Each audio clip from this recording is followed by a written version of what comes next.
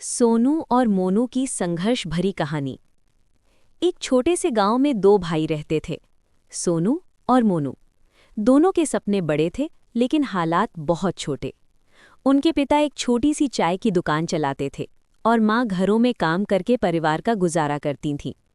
आमदनी इतनी कम थी कि कई बार 2 वक्त की रोटी भी मुश्किल हो जाती थी। सोनू बड़ा भाई था, शांत, समझदार और जिम्मेदार। मोनू छोटा था, चंचल, सपनों से भरा और थोड़ा जिद्दी। दोनों पढ़ाई में अच्छे थे, लेकिन पैसों की कमी उनके रास्ते में दीवार बनकर खड़ी थी। एक दिन उनके पिता गंभीर रूप से बीमार पड़ गए।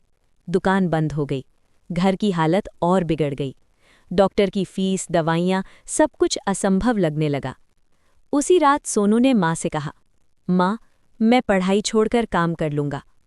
माँ की आंखों से आंसू बह निकले, लेकिन बोली, नहीं बेटा, तुम दोनों पढ़ोगे, यही तुम्हारे पापा का सपना है।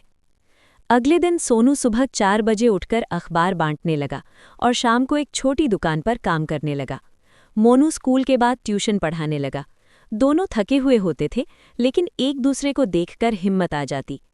कई बार ऐसा हुआ जब दोस्तों ने उनका मजाक उड़ाया, अखबार वाला बन गया है, ट्यूशन पढ़ाकर क्या कर लेगा।